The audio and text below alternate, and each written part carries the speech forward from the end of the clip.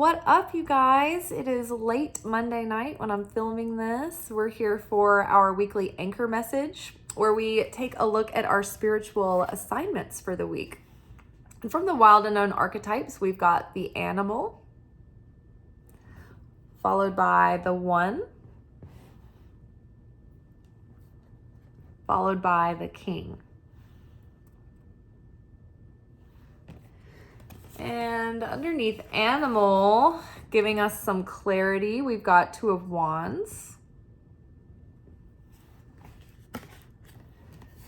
Underneath the one, we've got Four of Cups.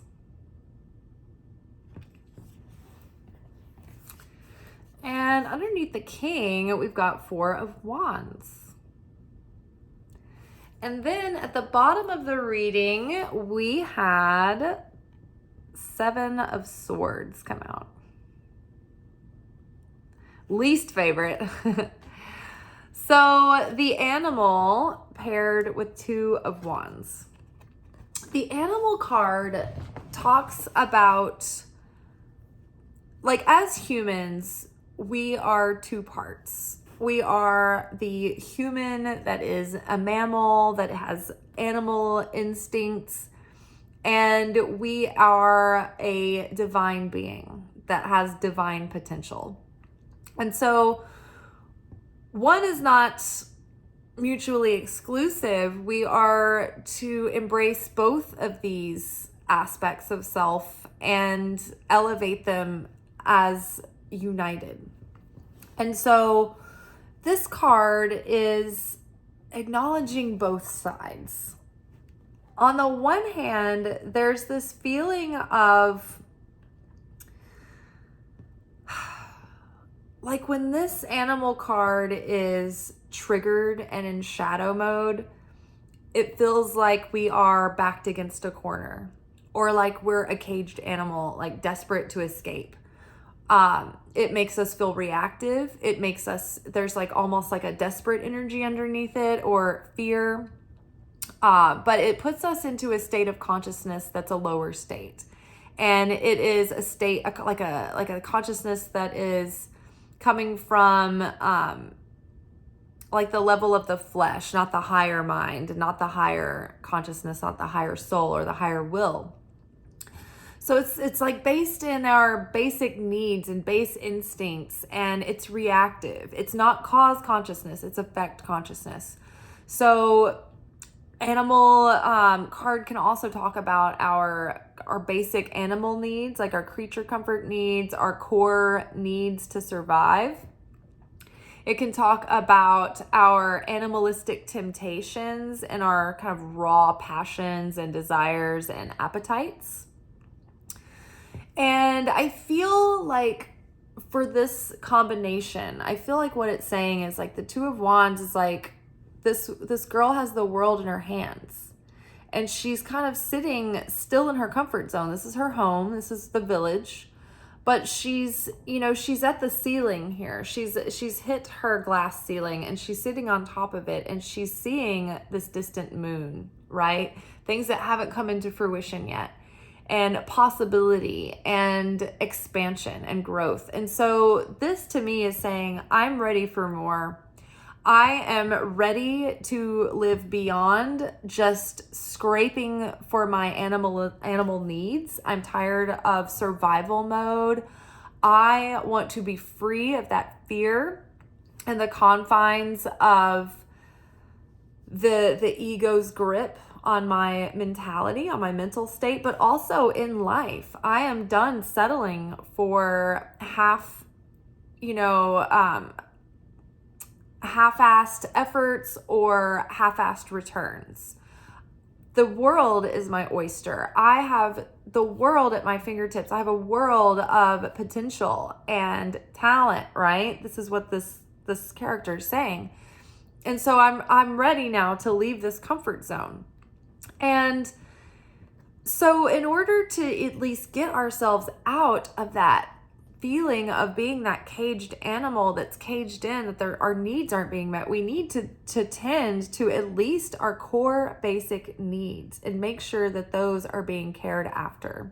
We need to have compassion for the fact that we're not immortal beings with full light bodies yet who have no needs. We have needs. We have very critical needs.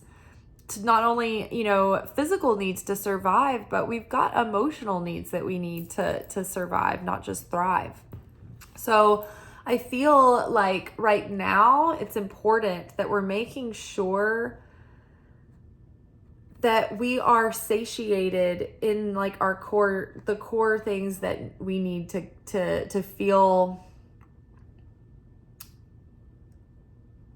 nurtured, to feel at least stable, right? Because part of the feedback that I've been getting recently, and there were a lot of comments about last night's energy oracle forecast. We were talking about how the ego is going to come up this week and make us feel really insecure and really question ourselves and second guess ourselves. And it's going to make us feel worried and fearful and, a little bit out of our depth, because we are in an up level.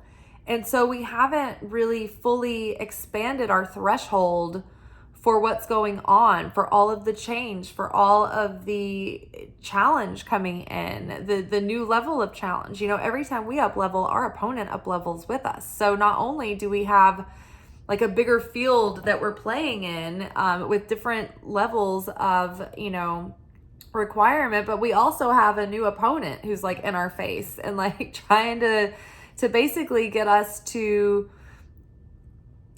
disconnect from our state of peace and serenity and fulfillment, because then that throws us out of our connection with Creator, with Source. I was able to write this concept out in a very clear way today in the post. So I would suggest reading the video description today, because it gives this concept about the vessel having affinity with the light and falling out of affinity with the light and what that costs us. And that's what the opponent is always trying to get at us. It's like it's trying to get us to lose it, so we spill out our blessings, so that we're reactive, so that we're emotional, so that we lose control, and so that like we do a negative action or we do something reactive. And so this causes us to fall out of affinity with the Creator. And so we disconnect from Source, which also disconnects us from our miracles and our blessings, right? And in the meantime, it like spills out all this light, and the opponent is going in and grabbing it and basically feeding off of our energy and our life force, right?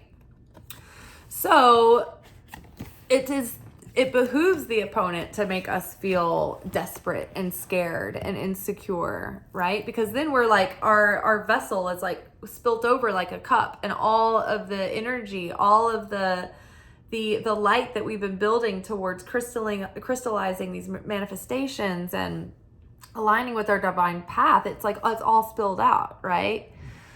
So the one paired with Four of Cups, this is what we're talking about. So Four of Cups is like this dissatisfaction. It's kind of like a malaise.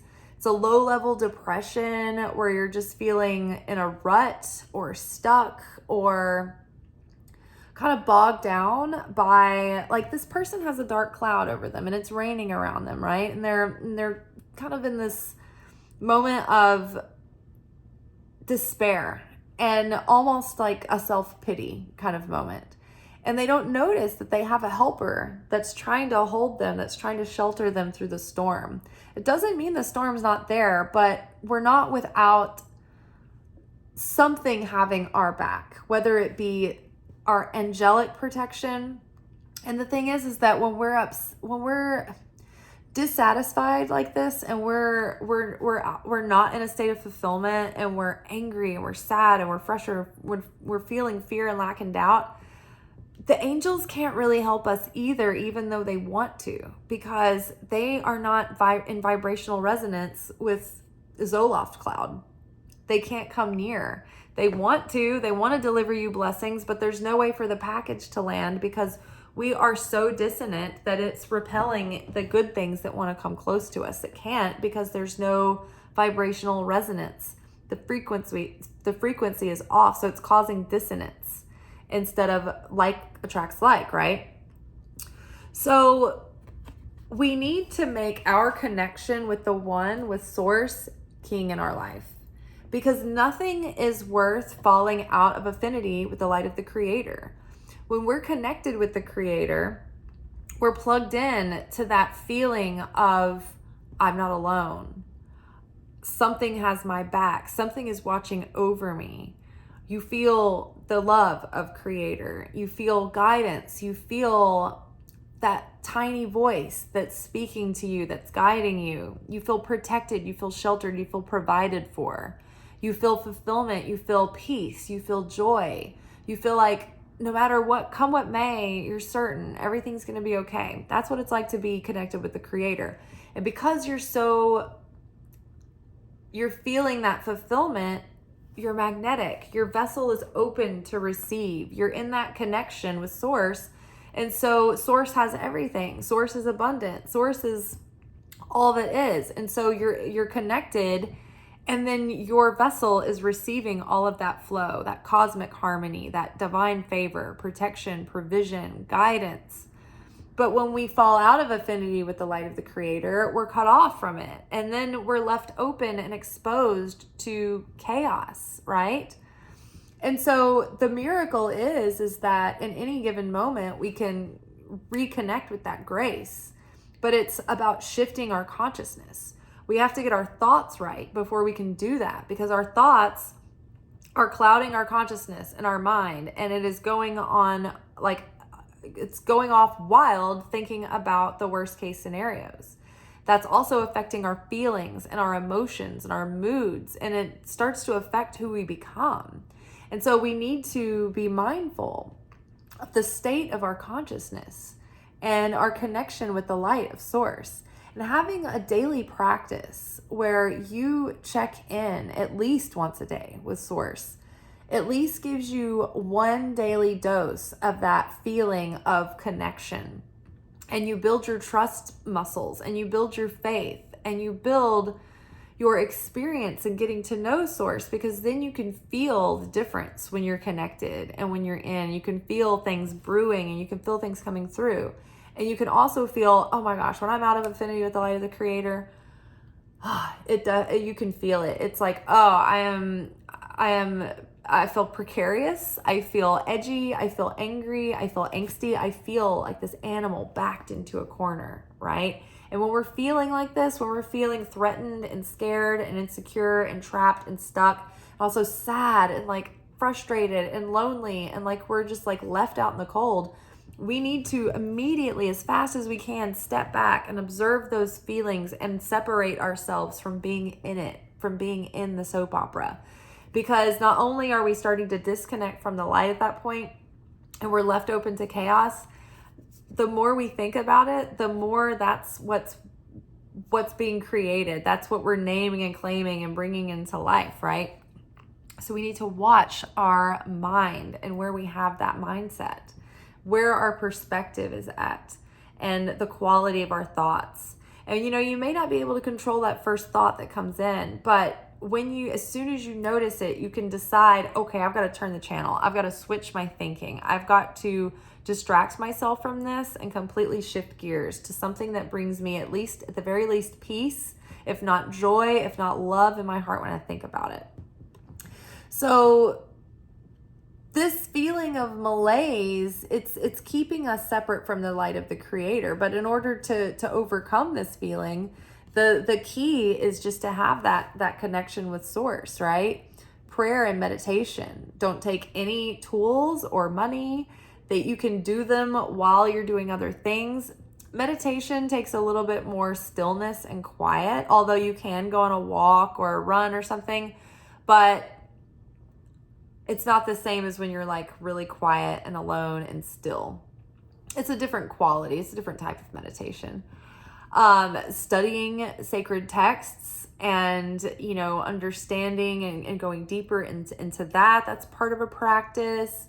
But for me, the most powerful thing every day is when I'm checking in and I'm praying, and I'm using my prayers and I'm using my voice to speak out loud to burden myself, to let my burdens go, and to tell the Creator, like, these are the issues that I am facing right now that I need help with.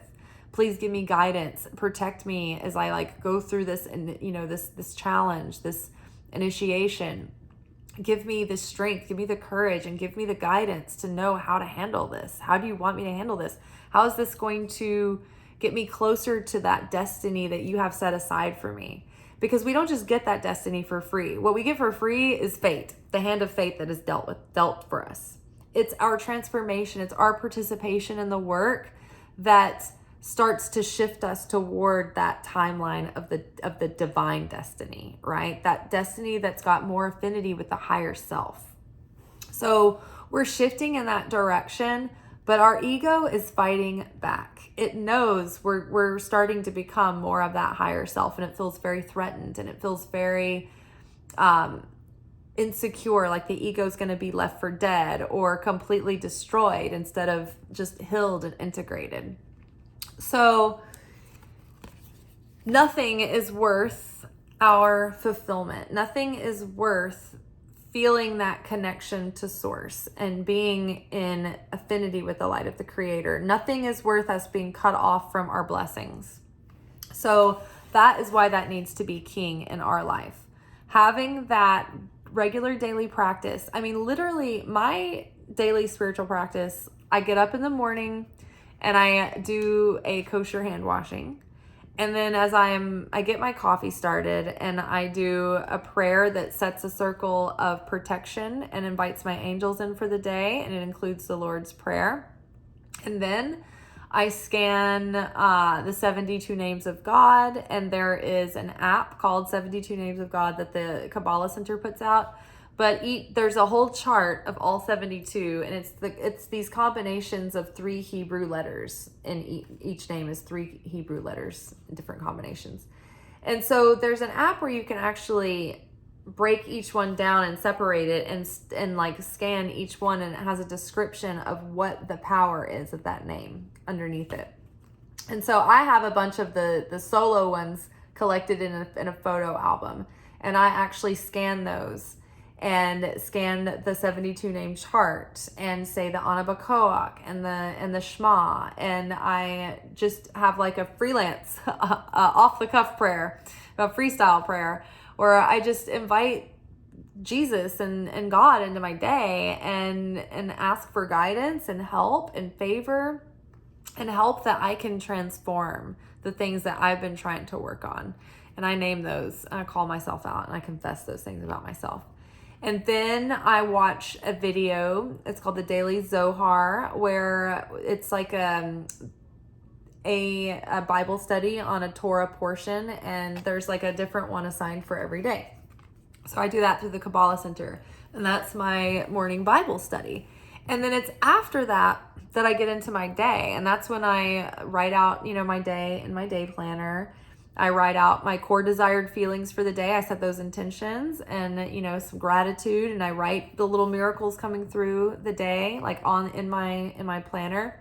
And then midday, I pray for the shift that I'm going into work, and I say my prayers out loud. Do that in the shower and like while I'm getting ready for work. And then when I come home at night, I do this video, which starts getting my head in that space. And then before bed, I say another set of prayers, and I say this one nighttime prayer every day, and it's the prayer of self-nullification. And I do the Shema again in the Anabakoak, and I do my off the cuff from the heart prayers. And then I scan a few of those names again, the 72 names in this chart, and then I go to bed. And that is throughout the day, I'm checking in, and it takes that much, because it doesn't take but a second to get your, panties in a wad about something, and then you're thrown out of affinity with the light of the Creator, and then it just starts freaking snowballing from there, right? Oh, I spilt a glass, and then I dropped the glass and it broke, and it just starts mounting up, and then it gets worse and gets more serious. A spilled milk turns into a flat tire, and then it snowballs. So we have to stay in that peace through our connection with Source, with the King of Kings, right? And through that practice, that gives us more sovereignty over ourself and our consciousness. And we're not as liable to be thrown into that mental meltdown, right? That keeps us separate from that fulfillment. The Four of Wands is a card about harmony and peace and well-being. And it's about a season that's come in of harmony and peace and abundance. And sometimes this is the card of a marriage, like a wedding happened, or something where you've come into a time that's of sweetness, of goodness, something worth celebrating, right? Things are starting to level out and stability is being established. So the Four of Wands is one of the favorite cards of the deck. It's like it's right up there with like Nine of Cups and Ten of Cups, about fulfillment and wishes coming true and getting to like a next level of fulfillment and achievement. And so being connected with the King, it's like the only way that we're going to be able to maintain that harmony is if we become king level of our consciousness and of our lives. We become sovereign. And, it's only when we can restrict ourselves from being in a reactive state that we're even able to practice free will choice, right? That's, interchangeable with what I'm talking about. Being cosmically sovereign over ourselves means that we can set our vibration and not let the outer circumstances of life throw us into a complete meltdown, or throw us off our game, or throw us into despair, or to giving up, or into a rage, right? So having that fruit of the Spirit, that virtue of self-control, that's what levels us up to that level of king over our kingdoms, right? And that's what perpetuates the well-being. King Arthur had this kingdom, right, of harmony, of justice, where there was enough to go around and everyone was well taken care of and everyone was fulfilled in the kingdom, right? Because King Arthur came from a place of justice and equality and higher consciousness and unity, right? It wasn't about ego. It wasn't about power tripping. It was about the table is round so that we are all equals. We're all important here and we all matter. So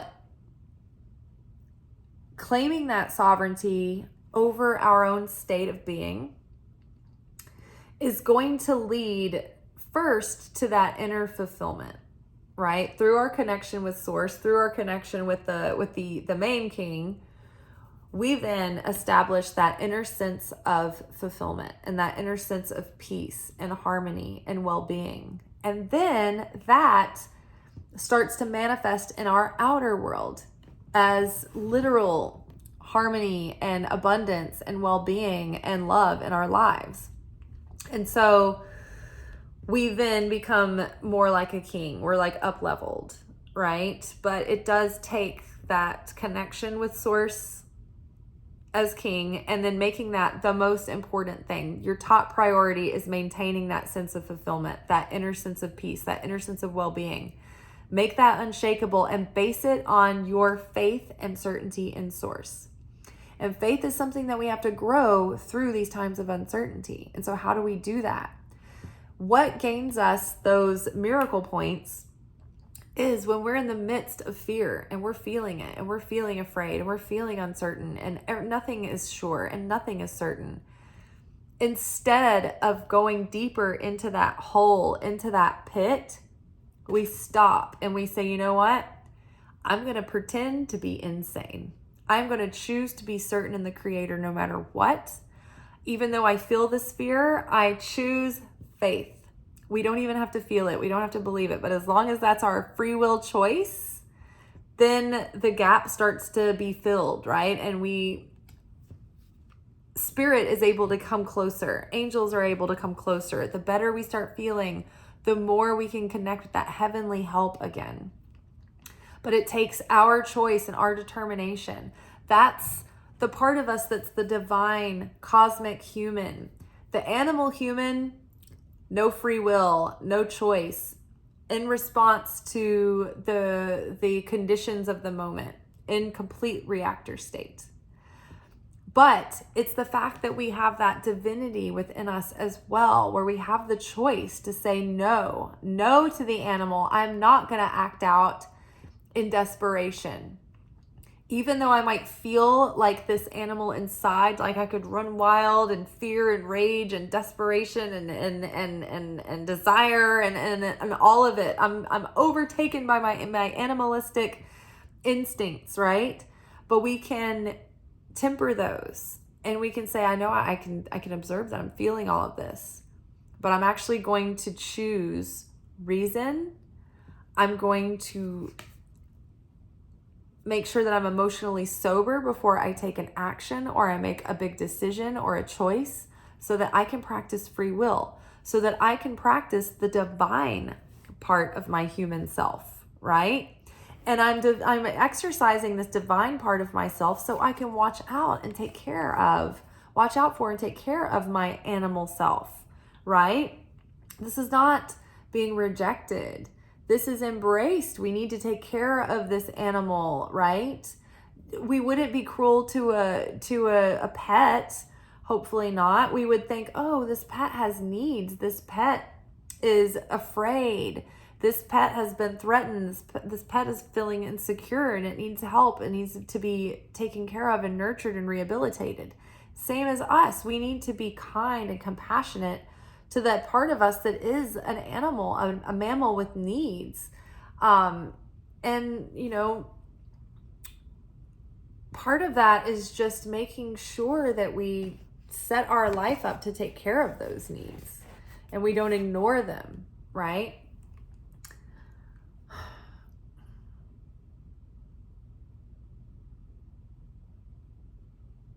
I feel like that's pretty much everything that I wanted to say.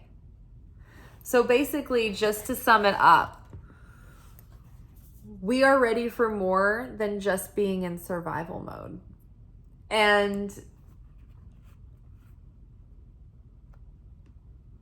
we're ready to get past this hump.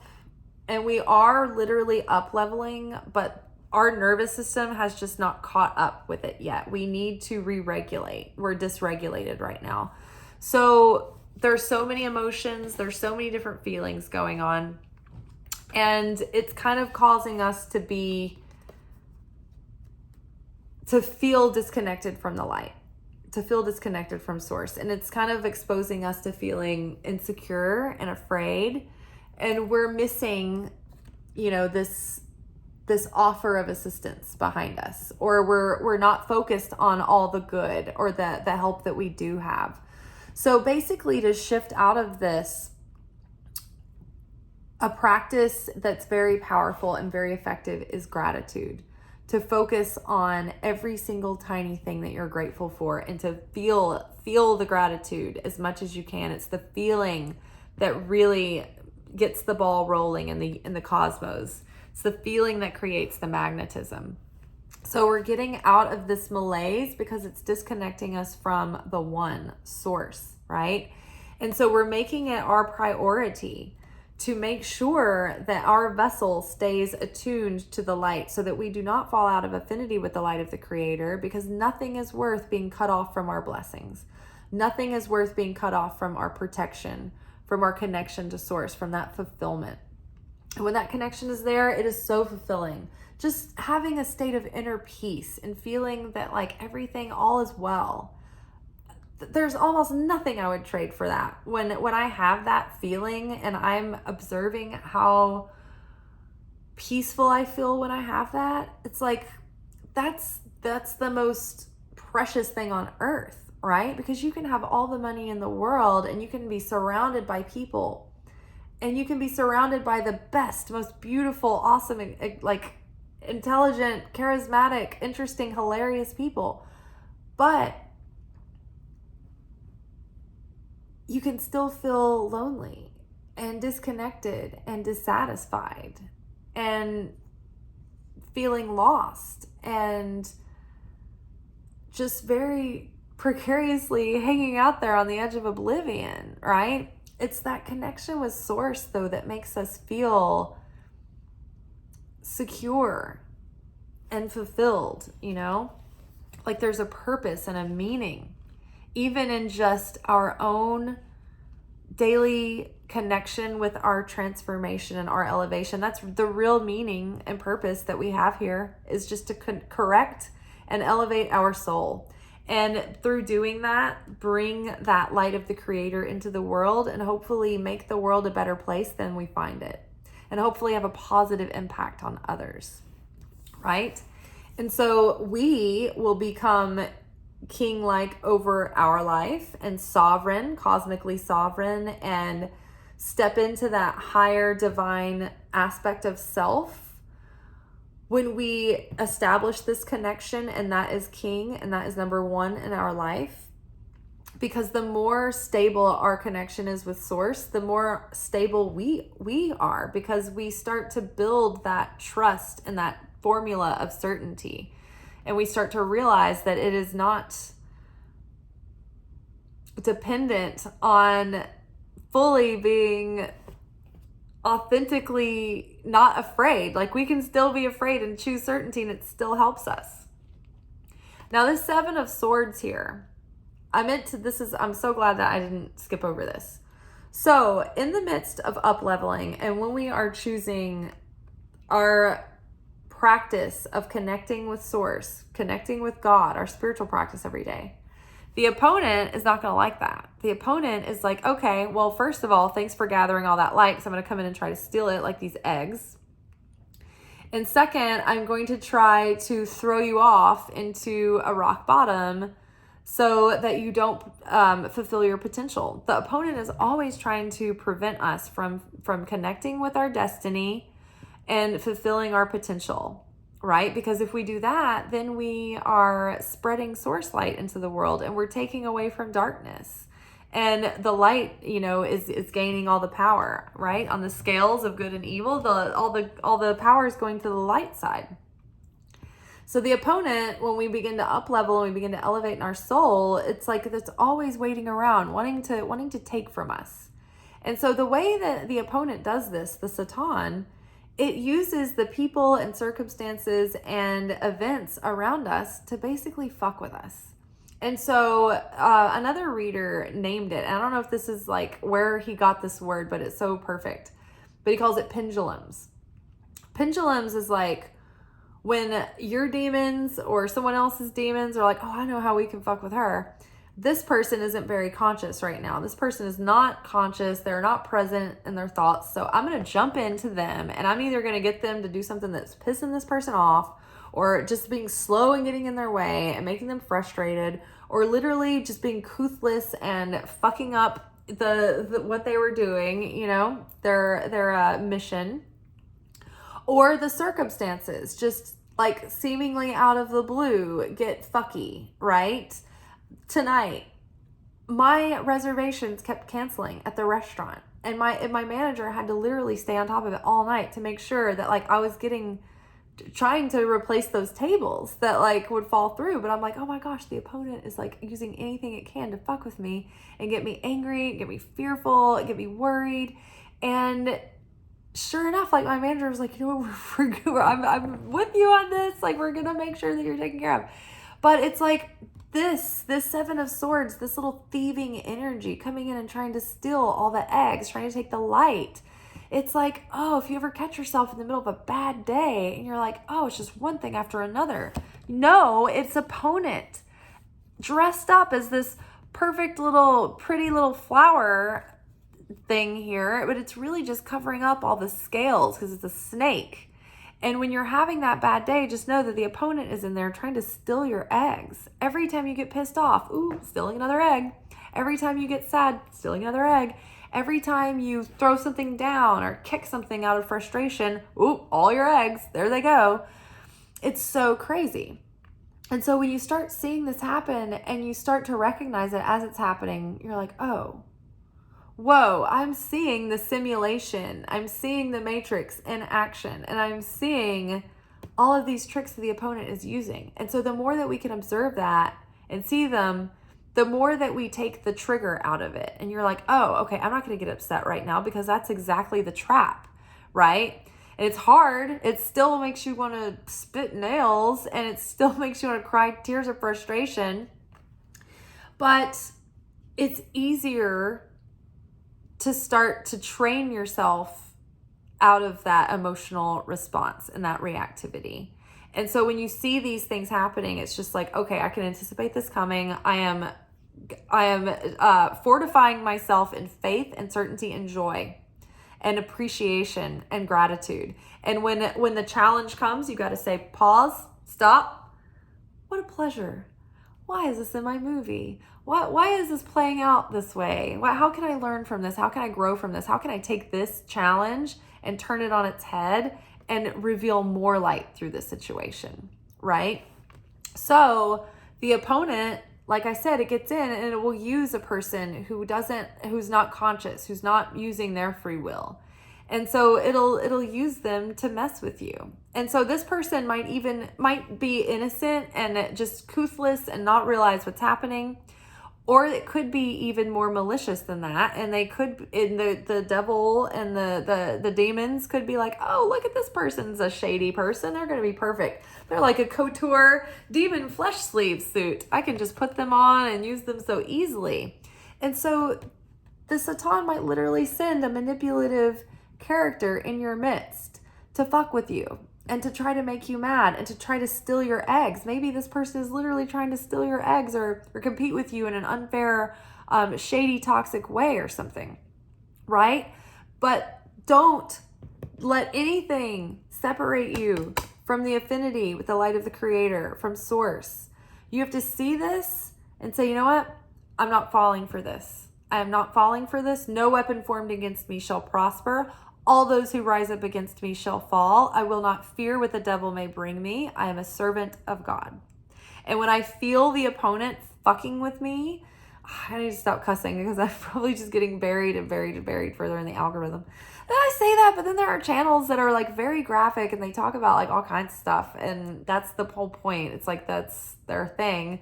And they don't get, they don't get buried. So I don't know. Maybe we're all making that up.